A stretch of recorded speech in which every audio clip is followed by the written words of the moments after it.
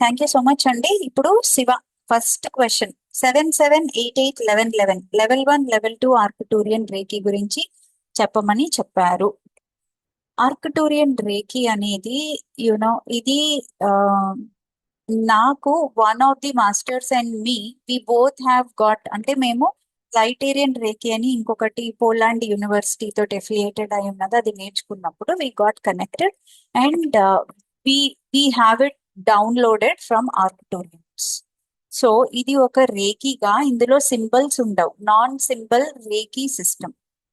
Okay, ఈ energy downloads ని ఇది ఫ్రీక్వెన్సీ అన్నమాట. ఆర్కిటూరియన్ ఫ్రీక్వెన్సీని అట్యూన్మెంట్ గా ఇస్తారు. సో ఈ అట్యూన్మెంట్ మాకిచ్చిన గైడెన్స్, అట్లీస్ట్ నాకు ఇచ్చిన గైడెన్స్ ఏంటి అంటే ఎప్పుడు పడితే అప్పుడు ఇవ్వకూడదు. పోర్టల్ డేస్ 3 పోర్టల్ డేస్ మాత్రమే చెప్పారు. ఓకే, అది ఏంటి అంటే 7/7 జూలై 7వ తారీఖు, ఆగస్ట్ 8వ తారీఖు, ఈ 2 రోజులు. తర్వాత 11/11 నవంబర్ 11వ తారీఖు. సో మేమేం చేసాము అంటే 7/7, 8/8 ని లెవెల్ 1 గా, అలాగే 11/11 ని లెవెల్ 2 గా. అంటే ఇప్పుడు కొంతమంది ఉంటారు, 7/7 ని నేను అటెండ్ అవ్వలేకపోయాను, నాకు ఈ సంవత్సరంలో ఒకేసారి జరుగుతుంది కాబట్టి నాకు ఇంకొక అవకాశం వస్తే బాగుండు అనుకునే వాళ్ళు ఉంటారు కదా, వాళ్ళు 8/8 ని అటెండ్ అవుతారు. ఆ లెవెల్ 1s 7/7, 8/8 ని అటెండ్ అయిన వాళ్ళకి లెవెల్ 11 లెవెల్ 2 ఇస్తామన్నమాట. అంటే హయ్యర్ ఫ్రీక్వెన్సీ. ఒక ఫ్రీక్వెన్సీకి అలవాటు పడిన తర్వాత హయ్యర్ ఫ్రీక్వెన్సీ, దాన్ని ఎలా వాడాలి, ఎంత చక్కగా ఆ ఎనర్జీస్ మనకి హెల్ప్ అవుతాయి అనేది ఈ అట్యూన్మెంట్ లో ఎక్స్ప్లెయిన్ చేస్తాం. దీనికి ముందు ఏ రేఖీ అయినా నేర్చుకోవాలా అలాంటివి ఏం లేవు, ప్రీ రిక్విజిట్స్ ఏమీ లేవు. సెల్ఫ్ హీలింగ్ చేసుకోవచ్చు, దీన్ని మీ ఫ్యామిలీ మెంబర్స్ కూడా రన్ చేయొచ్చు. లెవెల్ 2 లో మీ ఫ్రెండ్స్ కూడా రన్ చేయొచ్చు. కానీ ఇదన్నమాట, ఇది 7/7 అండ్ 11/11 కి 8/8 కి ఇచ్చే ఆర్కిటూరియన్ రేఖీ. దీని ఫీజ్ డీటెయిల్స్ ప్లస్ దీని టైమింగ్స్ నేను మళ్ళీ పెడతాను. Interested once can enrol. Okay, ఇదొకటి. నెక్స్ట్ సిమి మీడియంషిప్ మీద అడిగిన క్వశ్చన్, మీరు ఆటోమేటిక్ రైటింగ్ అంటే ఏంటి? ఇప్పుడు ఎప్పుడైనా సరే మనం 0 పాయింట్ ఫ్రీక్వెన్సీ అని ఒకటి ఉంటుంది, క్వాంటమ్ ఫ్రీక్వెన్సీ అది. సో లేదు అంటే మనం మన హయ్యర్ సెల్ఫ్ కి కనెక్ట్ అయినప్పుడు, మన హయ్యర్ సెల్ఫ్ కి ఎక్కడి నుంచి కనెక్ట్ అవుతాం? హార్ట్ సెంటర్ నుంచి కనెక్ట్ అవుతాం. మన హయ్యర్ సెల్ఫ్ కి ఆర్ మన పూర్ణాత్మకి కనెక్ట్ అయినప్పుడు న్యాచురల్ గా మనకి డౌన్లోడ్స్ అనేవి అయిపోతాయి. ఇది మీడియంషిప్ లో పార్ట్గా కొంతమందికి కనిపిస్తాయి, ఓకే, విజువల్స్. కొంతమందికి వినిపిస్తాయి, వింటారు. కొంతమందికి జస్ట్ గట్ ఫీలింగ్స్ ఉంటాయి, కొంతమంది మాట్లాడతారు. ఓకే, కొంతమంది ఏం చేస్తారంటే స్క్రిబుల్ చేస్తారు. సో ఇది టైప్ ఆఫ్ మీడియంషిప్ ని బట్టి ఒక్కొక్కసారి మీరు హయ్యర్ సెల్ఫ్ కి కనెక్ట్ అవుతారు, ఒక్కొక్కసారి ఏదైనా డివైన్ బీయింగ్స్ కి కానీ, గ్రేట్ అసెండెడ్ మాస్టర్స్ అని ఉంటారు కదా వాళ్ళకి కానీ, దేవీ దేవతలకు కానీ, ఎవరికైనా సరే. కొంతమంది గణేష ఛానలింగ్ చేస్తారు, కొంతమంది ఏమో మహత్తర్ బాబా ఛానలింగ్ చేస్తారు, సాయిబాబా ఛానలింగ్, మహాలక్ష్మి ఛానలింగ్, ఇలా రకరకాల ఛానలింగ్స్ ఉంటాయి కదా. ఇలా ఛానలింగ్స్ లో భాగంగా మీరు రాస్తారు, నోరు పెగలతప్పుడు అలా డౌన్లోడ్ అవుతున్నప్పుడు స్క్రిబుల్ చేస్తారనమాట. ఆ తర్వాత చూస్తే ఆ స్క్రిబుల్డ్ దానికి, అంటే ఏదైతే గీకారో ఆ గీకిన దానికి ఒక అర్థం ఉంటుంది. ఆ అర్థము, ఆ మెసేజ్ అనేది అయితే మీకు అయి ఉంటుంది, లేదా మీ ఫ్యామిలీ మెంబర్స్ కి అయి ఉంటుంది. అదే మీరు హీలర్ అయితే మీతోటి అసోసియేట్ అయినా ఎవరికైనా అయి ఉంటుంది. ఇది ఆటోమేటిక్ రైటింగ్ అన్నమాట. ఓకే అండి. నెక్స్ట్ సిమి, మీ క్వశ్చన్ ఇంకొకటి ఆన్సర్ చేసేస్తాను. యాన్సెస్ట్రల్ హీలింగ్, కర్మ హీలింగ్ ఈ రెండు ఒకటేనా? యాన్సెస్టర్స్ నుంచి మీరు కర్మ మాత్రమే తీసుకోరు, యాన్సెస్టర్స్ నుంచి మీరు ఇంప్రింట్స్ తీసుకుంటారు, డిఎన్ఏ తీసుకుంటారు. ఆ డిఎన్ఏలో స్టోర్ అయ్యే మెమరీ మీ కర్మ. అంటే మీరు యాన్సెస్ట్రల్ హీలింగ్ చేస్తే పోలికలు అంటారు, కొన్ని ఏమంటారు, ఇంప్రింట్స్ అన్నమాట. అంటే వాళ్ళకి ల్యాక్ ఉంటే ఆ ల్యాక్ ని మనం కూడా తీసుకుంటాం, వాళ్ళకి ఒక కైండ్ ఆఫ్ కర్సెస్ శాపాలు ఉంటే అవి కూడా మనం కూడా తీసుకుంటాం. ఎందుకు అంటే out of love, not because out of hatred or anything, out of love. అయ్యో మీరు పడలేకపోయారా, ఎందుకు మనమే తీసుకోవాలి అంటే మనమే మన ఓన్ యాన్సిస్టర్స్. ఒక 10 తరాల ముందు ఎప్పుడో పుట్టుంటాము, అప్పుడు ఏదో చేసి దాన్ని సరి చేయడానికి మళ్ళీ వస్తాం. సో ఈ ప్రాసెస్ మొత్తంలో కామన్ గా ఉండేది ఏంటి అంటే కర్మ, అలాగే ఇంప్రింట్స్, అలాగే డిఎన్ఏ. డిఎన్ఏలోనే ఇవన్నీ స్టోర్ అయ్యి ఉంటాయి. సో మీరు హీలింగ్ చేసినప్పుడు మీకు తెలిసి ఇవన్నీ హీల్ చేసుకోగలరు. ఒక్కొక్కసారి కొంత భాగం మాత్రమే హీల్ అవుతుంది, ఎందుకంటే మీరు కాంట్రాక్ట్స్ రాసి ఉంటారు. ఇది నేను గోత్రు అవుతా, ఇది నేను గోత్రు, ఆ కాంట్రాక్ట్ తీరే వరకు you will have to go through that. So ఈ రెండు ఆల్మోస్ట్ ఒకటే. ఓకే, మీ DNA healing or karma healing or ancestral healing is same. Okay అండి. కర్మ అనేది ఒకటే కాదు, ఈ యాన్సిస్టర్స్ నుంచి వచ్చే కాదు, మీ పాస్ట్ లైఫ్ నుంచి వస్తుంది, మీ కరెంట్ లైఫ్ నుంచి వస్తుంది. సో రకరకాలుగా కర్మ అనేది anything that you do is కర్మ కదా. సో అందుకని ఇది ఒకటే ఆల్మోస్ట్. ఓకే, నెక్స్ట్ వచ్చి శ్రీరామ్ గారిది క్వశ్చన్ ఆన్సర్ చేస్తా, ఎందుకంటే హీలింగ్ మీదే ఉంది కాబట్టి ఇది కూడా.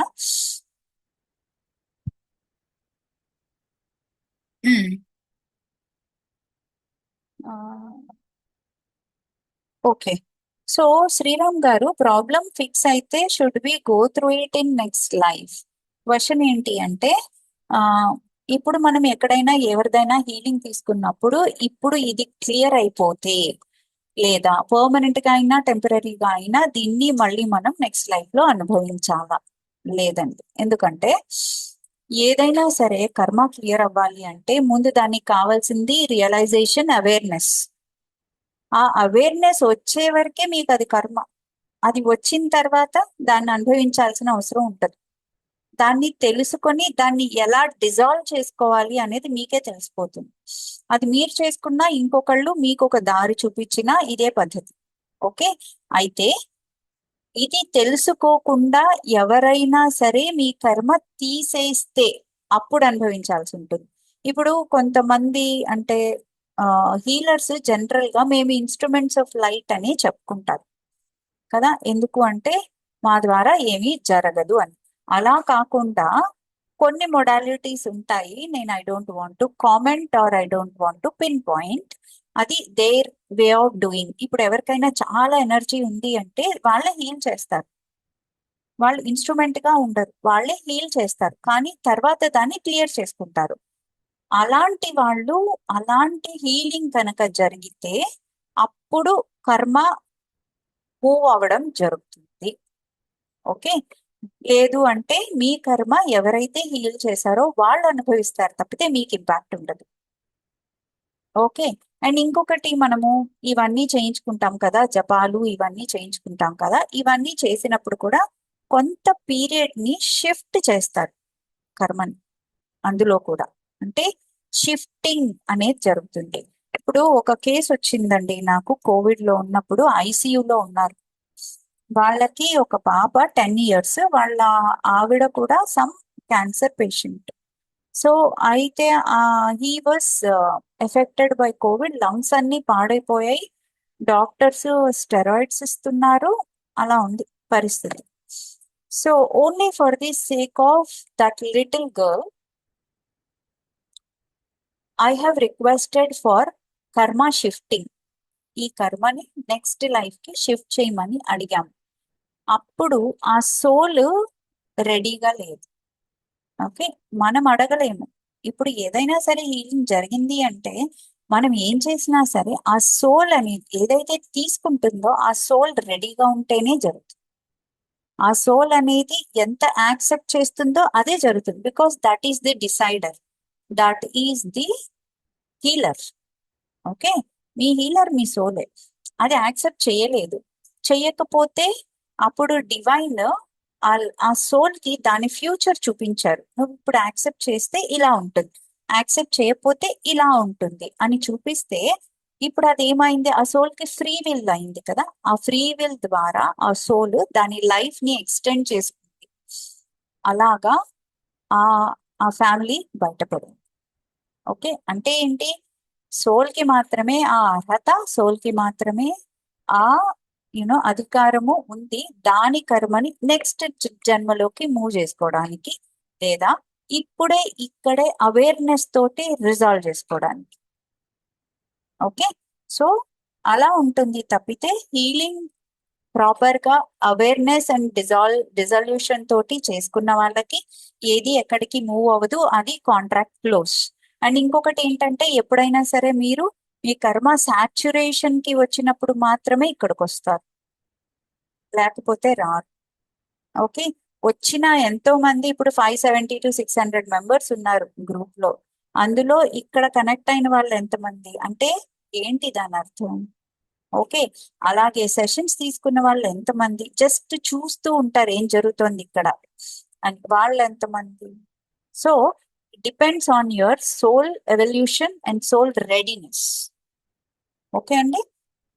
తర్వాత దీని మీదే ఉన్న క్వశ్చన్ పద్మజ గారు.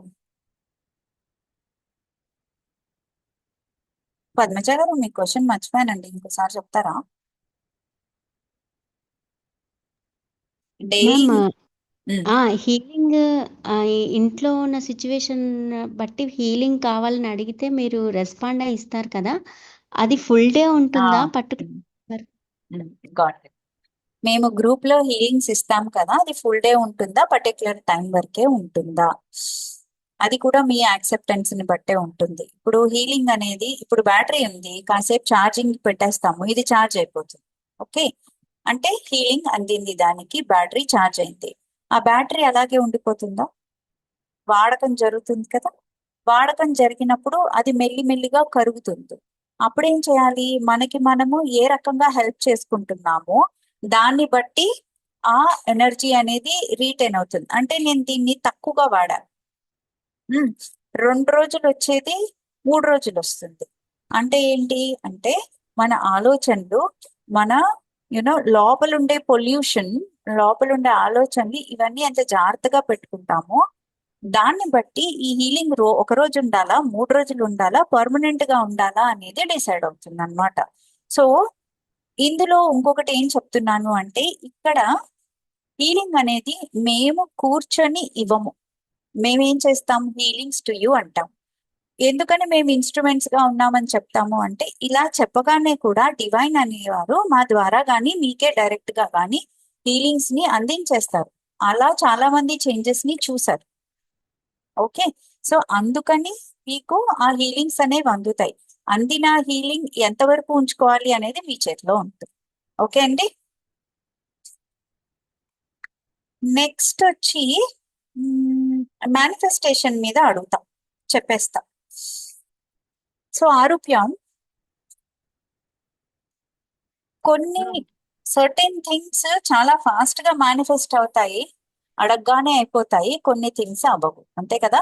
సో ఏమవుతుంది అంటే, ఇప్పుడు చిన్నది ఉంది, చిన్న చాక్లెట్ ఉంది, లేదా చిన్న వస్తువు ఏదైనా సరే, చిన్న ఐటమ్ ఏదైనా నువ్వు తిన్నావు అంటే అది అరగడానికి కొంత ఎనర్జీ చాలు. అదే పెద్ద థింగ్ ఏదైనా ఒక ఫుల్ ప్లేటర్ తిన్నావు అంటే దాన్ని అరగాలంటే మార్నింగ్ నుంచి ఈవినింగ్ పడుతుంది కదా. సో కొన్ని థింగ్స్, స్మాల్ థింగ్స్ నీ ఎనర్జీ రేంజ్ లో, మన ఎనర్జీ రేంజ్ లో ఉన్నప్పుడు అవి ఇలా మేనిఫెస్ట్ అయిపోతాయి. అవి మన ఎనర్జీ రేంజ్ దాటి ఉన్నాయి అంటే, అవి మేనిఫెస్ట్ అవ్వాలి అంటే మన వైబ్రేషన్, మన ఫ్రీక్వెన్సీ పెరిగినప్పుడు అవి కూడా మేనిఫెస్ట్ అవుతాయి. Okay, so answer is there. You have to raise your vibration. Vibration. ఇంకోటి ఒక్క క్వశ్చన్. యాక్చువల్లీ నేను ఇది గమనిస్తున్నాను, లైక్ ఎప్పుడైతే పౌర్ణమి వస్తుందో నా ఎనర్జీ ఒకలాగా ఉంటుంది. Like coming to the new moon అంటే అమావాస్య వచ్చినప్పటికి ఇంకోలాగా ఉంటుంది. అది నేను అబ్జర్వ్ చేస్తూ వస్తున్నాను. లైక్ ఒక్కొక్కసారి దాన్ని ఇది చేసిన, బట్ ఒక్కొక్కసారి అది నాకు చాలా డిస్టర్బింగ్ గా అనిపిస్తూ ఉంటుంది. ఆ, ఎందుకు అంటే, దాన్ని waxing and waning of the moon ఏదైతే ఉందో, అంటే ఎదుగుదల ఇలా ఇలా పైకి కిందకి ఇలా రౌండ్ ఉంటుంది కదా. సో ఏదైతే ఉందో ఆ చక్రము మన లైఫ్ ఎలా ఉంటుందో దాన్ని బట్టి రియాక్ట్ అవుతూ ఉంటుంది. అంటే ఏంటి, మూన్ అనేది మన మీద డైరెక్ట్, మూన్ ఇంపాక్ట్ డైరెక్ట్ గా ఉంటుంది మన నాస్ట్రిల్స్ ద్వారా కదా. ఓకే. ఇడ పింగళ, ఓకే. ఆ, ఈ రెండు ద్వారా ఎలా ఉంటుంది, ఒక సన్ ఎనర్జీ, ఒక మూన్ ఎనర్జీ. సన్ ఎనర్జీ ఉన్నప్పుడు మనం యాక్టివ్ గా చాలా చక్కగా వర్క్ చేస్తాం. మూన్ ఎనర్జీ మన మీద ఎమోషనల్ గా ఎప్పుడు ఇంపాక్ట్ ఎందుకు చూపిస్తుంది అంటే, మన బాడీలో ఎంత పర్సెంట్ వాటర్ ఉంది, 72% వాటర్ 7. కదా. 72% వాటర్ అనేది మూన్ తోటి డైరెక్ట్ గా లింక్. సోమేశ్వర, సోమ అంటే ఏంటి, అమృతము. అలాగే ఈ అమృత భాండాగారం ఎక్కడ ఉంటుంది, సేక్రల్ లో ఉంటుంది. దాంతో కనెక్ట్ అయి ఉంటుంది మన మూన్ ఎనర్జీ. సో మన సేక్రల్ ఎనర్జీ సెంటర్ దేనికి సీట్, ఎమోషన్స్ కదా, మన క్రియేటివిటీ. సో ఎలా అయితే ఈ మూన్ పెరుగుతూ తగ్గుతూ ఉంటుందో మనలో కూడా మార్పులు పెరుగుతూ తగ్గుతూ ఉంటాయి. మూన్ ఏం చేస్తుంది, కొత్తగా ఏది క్రియేట్ చేయదు, మనలో ఉన్న దాన్నే ఎన్హాన్స్ చేస్తూ ఉంటుంది. ఓకే, అందుకనే ఏ ఏ ఎనర్జీ టైమ్స్ లో ఎలాంటి మెడిటేషన్స్ చేసుకుంటే మనకి చాలా ఉపయోగపడుతుంది అనే కాన్సెప్ట్ తోటే విజ్ఞాన భైరవ తంత్రం అనేది వచ్చింది. చాలా చాలా అడ్వాన్స్డ్ మెడిటేషన్స్, చాలా బిగినర్ మెడిటేషన్స్ అన్ని ఉంటాయి అందులో. ఓకే, దాని మీద ఒక సిరీస్ చేద్దాం ఒకసారి, ఈ మెడిటేషన్ సిరీస్ విజ్ఞాన భైరవ తంత్ర. 112 టెక్నిక్స్ ఉంటాయి. 1 by 1 చేసుకుంటూ వెళ్దాము, but not now, in future. Okay, విజ్ఞాన భైరవ తంత్ర కదమ్మా మీరు చెప్పింది. ఓకే. ఓకే, ఆల్ రైట్ అండి. శేష, మీరు క్వశ్చన్ అడిగారా? క్వశ్చన్ అడగలేదు, నేను హ్యాండ్ రైజ్ చేశాను. మీరు ఎప్పుడైతే హీలింగ్స్ గురించి ఆన్సర్ చేస్తున్నారో అప్పుడు ఒక ఫీడ్బ్యాక్ లాగా చెప్దామని ఒక థాట్ వచ్చింది. అందుకని నేను లాస్ట్ 2 weeks 3 weeks లోనూ 3 హీలింగ్స్ అడిగాను. శ్రావణిని, మిమ్మల్ని. 3 పర్మనెంట్ క్యూర్ అయిపోయాయి. ఐ జస్ట్ వాంట్ సే అది పర్మనెంట్. మీరు రిసీవ్ చేసుకోవడాన్ని బట్టి అన్నారు, but I don't know, magic అయిపోయింది. మా అయితే నాన్నగారు మీకు అన్నం తినలేకపోతున్నారు చేత్తో, క్యూర్ అయిపోయింది. It's been from months. Thank ఇంకేం యూ. చెప్పలేను నేను. డివైన్ కి చాలా అద్భుతమైన పెద్ద నమస్కారం అండి. Thank you. ఎస్, చెప్పండి శివ గారు, మీది అయిన తర్వాత నేను విజయ గారిది ఆన్సర్ చేస్తా. ఇది కూడా ఫీడ్బ్యాక్ ఏమో. ఆ, లాస్ట్ టైం నేను వర్క్ షాప్ అటెండ్ అయ్యాను కదండి, ఉమ్, అప్పుడు అబండెన్స్ పొట్లం ఇచ్చారు కదా, అది తీసుకున్నాను అనమాట. ఉమ్, అది నేను యూజ్ చేయలేదు, కాకపోతే ఉమ్, దాన్ని వాష్ చేసి మా సిస్టర్కి ఇచ్చాను అనమాట. ఉమ్, ఎలా చేయాలని చెప్పేసి ప్రాసెస్ చెప్పాను అనమాట. ఉమ్, ఓకే, తను చేసింది ఏంటంటే, వాళ్ళు ఏంటంటే మేము ఇచ్చిన పొలము తను అమ్మేసుకుని వెళ్ళి వాళ్ళ సొంత ఊరు, అమ్మాయి ఊర్లో కొనుక్కోవడానికి ట్రై చేస్తున్నారు. ఉమ్, అంత ముందు వరకు ఏంటంటే కొంచెం కరెక్ట్ మంచి రేట్ రాలేదు అని చెప్పేసి ఉంది. కానీ ఇలా చేసిన తర్వాత తను అది సేల్ అయింది. ఓకే, 30 lakhs వాళ్ళు ఇచ్చారనమాట. ఉమ్, ఓకే, ప్లస్ ఏంటంటే ఈరోజు అంటే 5 lakhs వాళ్ళు రిజిస్ట్రేషన్ కోసం పెండింగ్ పెట్టారనమాట. ఎందుకంటే అది మా మదర్ పేరు మీద ఉంది. సో వాళ్ళు రిజిస్ట్రేషన్ అవుతుంది అవ్వదా అని చెప్పేసి కొంచెం లిటిగేషన్ ఉందన్నమాట. అంటే గవర్నమెంట్ నుంచి 22A చుక్కల భూములు అని చెప్పేసి కొంచెం ఇది ఉంది. ఉమ్, సో వాళ్ళు ఏంటంటే 5 lakhs అట్టు పెట్టుకుని మిగతా 30 lakhs అప్పుడు ఇచ్చారు. అంటే మంత్స్ ఆ రిమైనింగ్ 5 lakhs కూడా ఈ రోజు ఇచ్చేసి వాళ్ళు రిజిస్ట్రేషన్ చేయించుకున్నారు. అది కూడా వావ్, కంప్లీట్ అయిపోయింది. సూపర్ అండి. నాకు తెలీదు. అంటే నేను చెప్పనా నా అబండెన్స్ దీని ఇది. థ్యాంక్ యూ, ఇది చాలా మంచి ఫీడ్బ్యాక్. యాక్చువల్ గా మీరు వాడకపోయినా, మీరు మీ సిస్టర్ కి ఇచ్చిన, ఇట్ వర్క్ రియల్లీ వెల్ కదా. అవునండి. ఈసారి ఈ వర్క్ షాప్ లో అబండెన్స్ జార్స్ పెడదామని అనుకుంటున్నా. అంటే ఎలా అనుకుంటున్నాం, అబండెన్స్ జార్స్ పెట్టి వాటిల్ని ఎనర్జైజ్ చేసిస్తే they are ready to use. అది కూడా ఈ రోజే అయిందన్నమాట. ఈవినింగ్ ఫోన్ చేసి చెప్పారు రిజిస్ట్రేషన్ అయిపోయింది, మిగతా డబ్బులు కూడా ఇచ్చేసారు అని చెప్పేసి. సూపర్ ఇది అసలు. నేను చెప్తా నా నా అబండెన్స్ ఇది.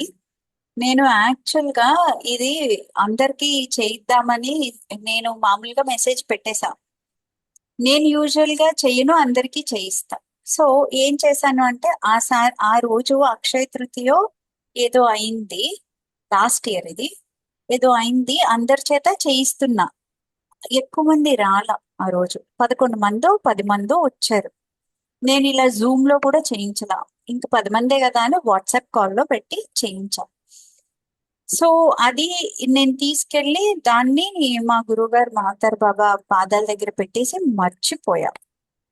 ఓకే, మర్చిపోతే తర్వాత వర్క్ షాప్ ఇలా క్రియేట్ అయింది, క్వాంటమ్ సోల్ అదే సోల్ రీసెట్ వర్క్ షాప్. నేను 25 మెంబర్స్ అనుకుంటే 100 మెంబర్స్ వచ్చారు. ఓకే, అది అద్భుతంగా జరిగిపోయింది. So that is my abundance journey. అంటే నేను పెట్టి మర్చిపోయా. ఆ తర్వాత ఇది ఎలా అయిందని చూసుకుంటే పైన అంటే చూపిస్తారు కదా దృష్టి పైకెత్తు తల అని, అలా చూస్తే అక్కడ ఉంది. సో అలాగా that was my abundance journey. ఈ జార్స్ అయితే పెడతాము, లక్ష్మీ క్యాండిల్స్ కూడా ఈసారి ఇంట్రడ్యూస్ చేస్తాము. Take them and use them and get benefited. Okay, thank you so much. Next నేను విజయ గారి క్వశ్చన్ ఆన్సర్ చేస్తా అండి. Yes, no experiences. ఇప్పుడు కొంతకాలం తర్వాత అంటే ముందు మెడిటేషన్ చేసేటప్పుడు ఈవిడ క్వశ్చన్ ఏంటి అంటే, ముందు మెడిటేషన్స్ అప్పుడు చాలా ఆలోచనలు ఉంటాయి, ఎక్స్పీరియన్సెస్ ఉంటాయి, తర్వాత ఏముండవు, అంటే దాన్ని సోల్ గ్రోత్ గా అండర్స్టాండ్ చేసుకోవాలా? ఎస్, మనకి ముందు ఆలోచనలు ఇవన్నీ ఎక్కడుంటాయంటే మనోమయ కోశంలో ఉంటాయి. ఈ మనోమయ కోశము ఫుల్ ఆఫ్ ఆలోచనలతో ఉన్నప్పుడు మనం మెడిటేషన్ చేస్తున్నా అవే ఉంటాయి. సో వాటిని ఏం చేయాలి అంటే తోసేయకూడదు. రండి, ఎంతమంది వస్తారు రండి, ఆ తర్వాత అయిపోతాయి. ఓకే, డే 1 10 నిమిషాలు కూర్చుంటాం, డిస్టర్బింగ్ గా ఉంటుంది. అప్పుడు ఏం చేయాలి, మనం దాన్ని ఫోర్స్ఫుల్ గా తోసేయకుండా దాని ప్రెజెన్స్ ని ఎక్నాలెడ్జ్ చేస్తూ, అంటే నువ్వు ఉన్నావు, నువ్వు ఆలోచనవి నువ్వు ఉన్నావు అని గమనిస్తూ దాన్ని రిలీజ్ చేసేయాలి. అప్పుడు మళ్ళీ బ్రెత్ మీదకి ఫోకస్, చేతుల్లోకి ఫోకస్, ఇక్కడ చక్రాల్లోకి ఫోకస్, ఏదో ఒకటి తెచ్చుకోవాలి. ఓకే, ఎప్పుడైనా సరే మనోమయ కోశంలో ఎక్కువ ఆలోచనలు వస్తున్నాయి అంటే సేక్రల్ సెంటర్ మీద ఫోకస్ చేయండి, లేదా మణిపూర చక్రం మీద ఫోకస్ చేయండి. ఓకే, ఇక్కడ ఫోకస్ చేస్తే స్లోగా ఆలోచనలు తగ్గుతాయి. అప్పుడు హార్ట్ సెంటర్ లో ఫోకస్ చేయండి. అది మీకు టిప్ అన్నమాట తగ్గడానికి. ఓకే, సో ఇలా ఆలోచనలు వస్తూ వస్తూ మధ్య మధ్యలో ఫ్లాషెస్ గా విజువల్స్ కూడా వస్తాయి. మన థర్డ్ ఐ యాక్టివ్ అవుతున్న టైం అది. ఓకే, తర్వాత ఏమవుతుంది అంటే ఆలోచనలు ఆగిపోతాయి. ఇప్పుడు ఎక్స్పీరియన్సెస్ ఎక్కువగా వస్తాయి. ఇవన్నీ కూడా ఎక్స్పీరియన్సెస్ కూడా మనము డిటాచ్డ్ గా ఉండాలి. ఎక్స్పీరియన్స్ వచ్చింది అని చెప్పి అందులోనే ఉండిపోతే మనం ఎదగలేం కదా, మనం ఎదగలేం. కాబట్టి ఎక్స్పీరియన్స్ తోటి కూడా డిటాచ్డ్ గా ఉంటే మనము నెక్స్ట్ స్టెప్ కి ఎదుగుతాం. నెక్స్ట్ స్టెప్ ఏంటి అంటే సైలెన్స్. సైలెన్స్ అంటే ఏ ఆలోచన ఉండదు, ఏ ఎక్స్పీరియన్స్ ఉండదు. దీన్నే తుర్యాతీత స్థితి అంటారు, ఆర్ సమాధి స్థితి అంటారు. అది పెద్ద మామూలుగా అందరికీ ఎక్స్పీరియన్స్ అయ్యే సమాధి కాకపోయినా ఆ స్టేట్, బ్లిస్ స్టేట్ అంటారు కదా, ఆ స్టేట్ లోకి, టీటా స్టేట్, ఆ స్టేట్ లోకి వెళ్తాం. ఆర్ డెల్టా స్టేట్, ఆ స్టేట్స్ లోకి, ఆ బ్రెయిన్ స్టేట్స్ లోకి మనం వెళ్తాం. అలా వెళ్ళినప్పుడు ఏమీ ఉండదు, మనమే ఉంటాం, మనమే అన్ని అయి ఉంటాం. ఓకే, మనకి ఎదుట ఉన్న ఈ కెమెరాకి, దీనికి, మీకు, నాకు, ఈ పెన్కి, బుక్కి దేనికి తేడా లేదు. You're just there. అది అల్టిమేట్ స్టేట్. అందులో ఎదుగుతున్న కొద్దీ సమాధిలో కూడా స్థితులు ఉంటాయి. సమాధి is just not one state, it has got deeper levels. So అలాగా స్థితుల్లోకి వెళ్ళడానికి, ఆ భూమికల్లోకి వెళ్ళడానికి ఇది first step, doorway. Okay, మనకి పతంజలి యోగ సూత్రాలు ఏముంటాయి? ప్రాణాయామ ప్రత్యాహార. ప్రత్యాహార అంటే విత్ డ్రాయల్ కదా. అంటే నేను మొదటి నుంచి చెప్పట్లా, ఇక్కడి నుంచే చెప్తున్నా. Pranayama pratyahara withdrawal. తర్వాత ధారణ. ధారణ అంటే ఒకే దాని మీద పట్టుకొని స్టేబుల్ గా కన్సిస్టెంట్ గా ఉండడం. అంటే శ్వాస మీద ధ్యాస పెడతాం కదా, లేదా ఏదో చక్ర మీద ధ్యాస పెడతాం కదా. సో అక్కడ మనం ధారణ వహిస్తున్నాం. తర్వాత ధ్యానం అంటే అది యాక్చువల్ గా ఇందాక మీరు చెప్పిన state, no experience, no nothing, ధ్యానం, యాక్చువల్ ధ్యానం అది. దాని తర్వాత వెళ్తుంది సమాధి.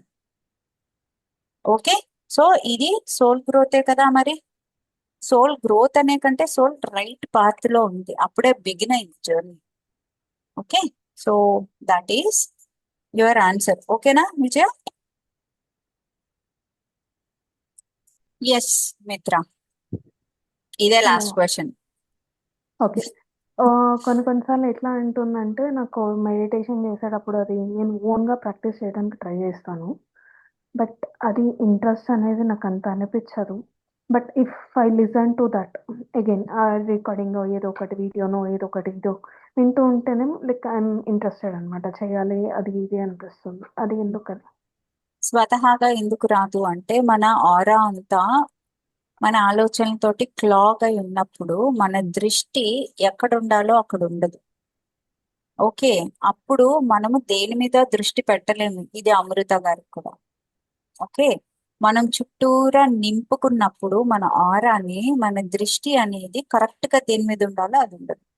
అప్పుడు మనలో ఒకడు ఉంటాడు కదా, మనలో ఒక అబ్జర్వర్ అనే ఒకడు ఉంటారు, విట్నెస్. ఓకే, అదే మన హయ్యర్ సెల్ఫ్. వాళ్ళు ఏం చేస్తారు, లేదా మన స్పిరిట్ గైడ్స్ మనతో ఉంటారు కదా, గో అని చెప్పి ఒక పుష్ ఇస్తారు. ఆ పుష్ వల్ల మనకి ఏం చేస్తాము, మనకి తెలుసు మనం ఇది చేస్తే మనకు మంచిది అని, కానీ చెయ్యం. ఆ పుష్ ఇచ్చినప్పుడు అప్పుడు పట్టుకుంటాం, అప్పుడు ఇంట్రెస్ట్ వస్తుంది. అది చేయడం వల్ల అంటే ఏంటి, push is very much needed. Okay, స్వతహాగా రానప్పుడు అప్పుడేమవుతుంది, మెల్లిగా మన ఆరా క్లియర్ అవుతుంది. డే 1 డే 2 2 రోజులు పుష్ ఇచ్చి వదిలేశారనుకో, ఆ హయ్యర్ సెల్ఫ్ కానీ ఆ స్పిరిట్ గైడ్స్ కానీ, 3వ రోజు నుంచి you will pick it up. అవ్వట్లేదు నాకు. అవ్వట్లేదు అంటే you need cleansing. Okay. And ఇప్పుడు ఇంకొకటి కూడా, ఏదన్నా స్టార్ట్ చేశాను, ఇప్పుడు ప్రాక్టీస్ స్టార్ట్ చేశాను, ఏదన్నా ప్రాక్టీస్ చేశాను, కొన్ని రోజులు చేస్తున్నాను, కొన్ని రోజులు డిస్టర్బెన్స్ వచ్చింది. రూట్ చక్ర ఈజ్ డెడ్ క్లెన్సింగ్. ఇందాకే ఒక హీలింగ్ చేసాం సేమ్. సో అది ట్రై చేస్తున్నా కానీ లైక్ ఇంట్రెస్ట్ అనేది రావట్లేదు. వస్తుంది. Thorough cleansing is needed for you. ఒక్కసారి శ్రావణితో మాట్లాడు. ఎస్ అండి, థ్యాంక్ యూ సో మచ్. 10:30 అయిపోయింది. Thank you so thank you much. Shailaja.